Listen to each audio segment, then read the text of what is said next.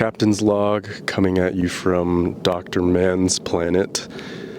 The conditions here seem pretty uninhabitable. Really cold, really snowy, lots of ice everywhere. Yeah, kind of on an Interstellar kick right now. If you don't know, they re-released Interstellar on IMAX in theaters this week, and it's my dad's favorite movie of all time. It's definitely one of my favorite movies of all time. So I thought maybe take him on an early birthday excursion. So I got tickets for both of us to see Interstellar in theaters. This is the first time that I've seen it since becoming a father. The last time I saw it was maybe 4 or 5 years ago, and the time before that was in theaters with my dad over 10 years ago. It's just interesting how in the film the passage of time plays such an important factor in both the narrative and the way that the film is edited. And now I blink and 10 years have passed.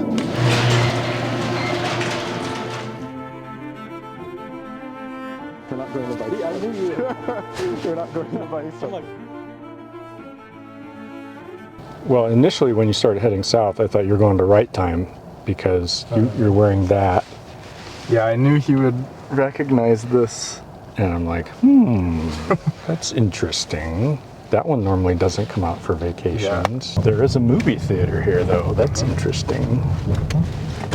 Oh, are we seeing a movie? Yep. Ooh, the re-release of Interstellar?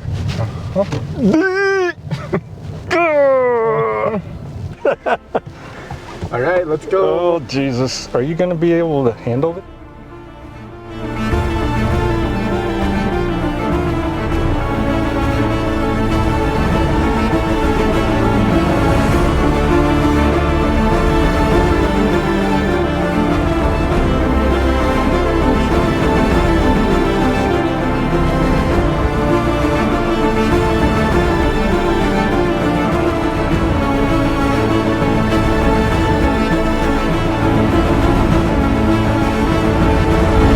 So we just got back from seeing the re-release of Interstellar. How has this film changed in your eyes since the last time you and I watched it in theaters over 10 years ago? Man, this film hits hard.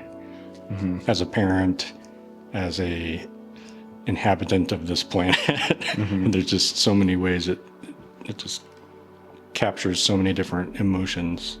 What was one challenge of parenthood that you encountered?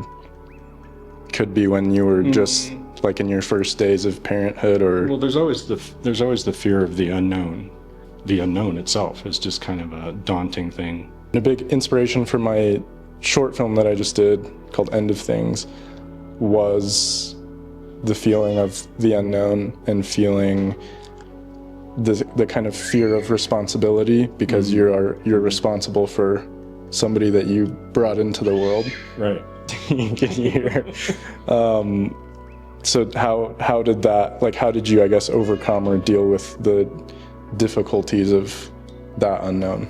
Well, there's always going to be dangers, but if you're properly prepared mentally and physically and stuff, then it's not quite as scary because you have a plan in place. There's always stuff you can't fully prepare for. Yeah, you can't control everything. That doesn't mean you live in fear and cower and, dread every day that something bad's going to happen. You just have to be as prepared as you can.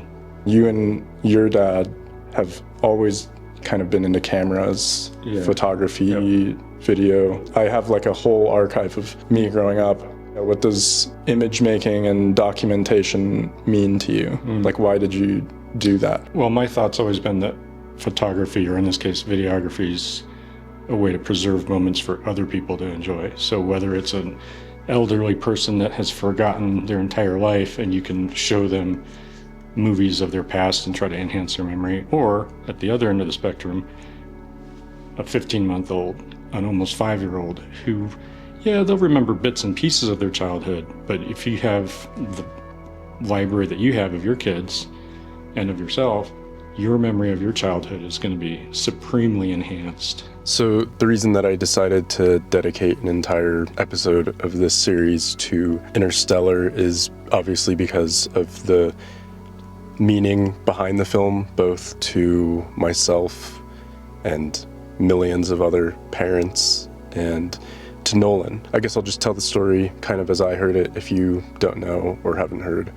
And I found this out a while back, I think even before the film was officially released, but the film had a working title called Flora's Letter, and I believe Flora is the name of Nolan's daughter, one of his children. People had heard, oh, he's making a sci-fi film, it's like an epic passion project. Why is it called Flora's Letter, you know? And I guess after seeing the film, you know, at the time I was in high school, and I mainly appreciated it for its scale and the performances, obviously, the music. That was pretty much it. I knew it was about the relationship between parent and child, and I had critiqued the film, I think at the time, of, oh, why is it about love? You know, like, it's kind of corny how love is this thing that transcends time and space and whatever else. Now, being a parent and a, you know, father to 2 kids, and, you know, with my daughter, she just turned 1, and it really feels like we were in the hospital for her delivery yesterday, and I'll say it, I blink and it's a year's gone by, you know? And so just in general, with all these new experiences that I've had, the film hits a lot harder as a parent. Like I knew it would going into it, but I don't think it really clicked with me exactly like how much has changed in my life since I'd seen the film for the first time to now. So the metaphor, I guess, for the film being, you know, Nolan had spent 5, 6, 7 years away from his kids, not all at once, but this is like a recurring theme of, you know, filmmakers who are gone from their homes and from their spouses and their children for long stretches of time.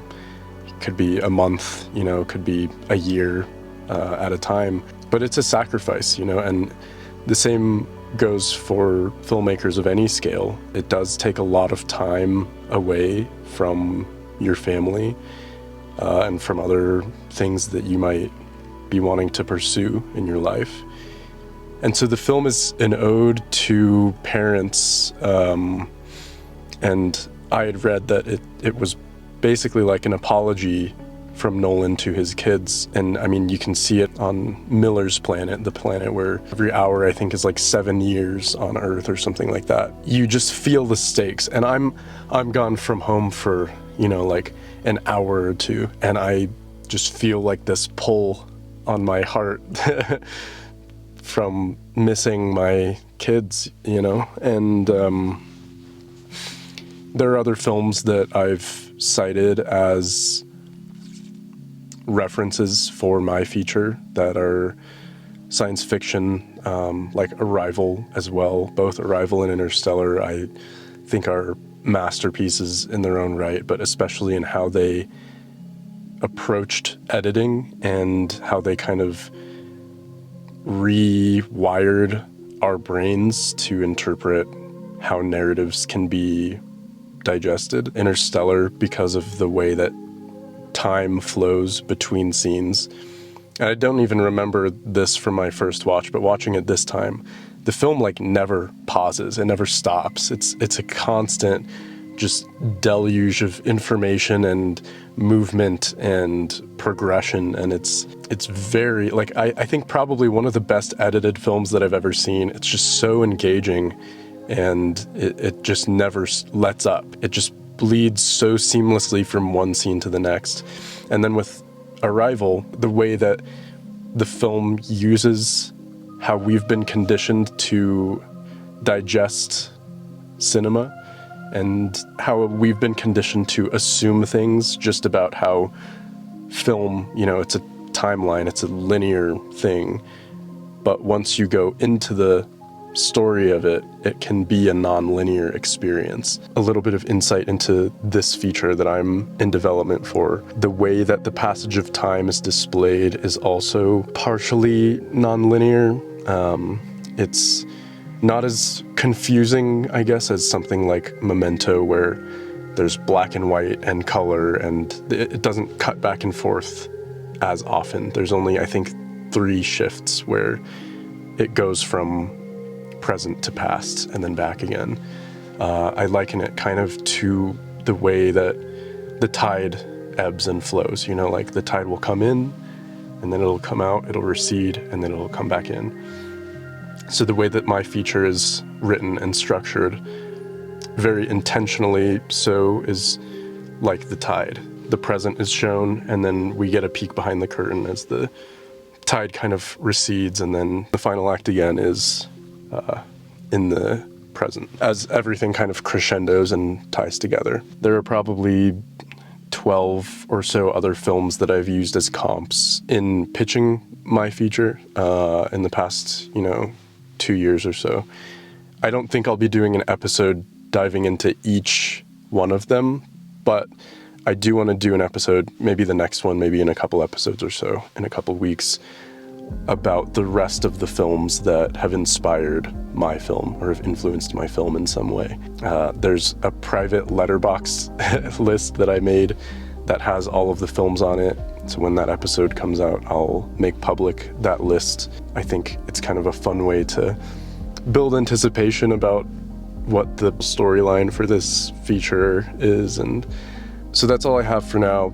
If you want to read more of my in-depth thoughts on Interstellar as a retrospective, I wrote a pretty long review for it on Letterboxd. The link will be in the description below. Thank you so much for watching, and I hope this series has been entertaining so far. I've had a lot of fun documenting and making these first couple episodes, and yeah, excited to keep sharing more about this film that I'm working on. See you in the next episode.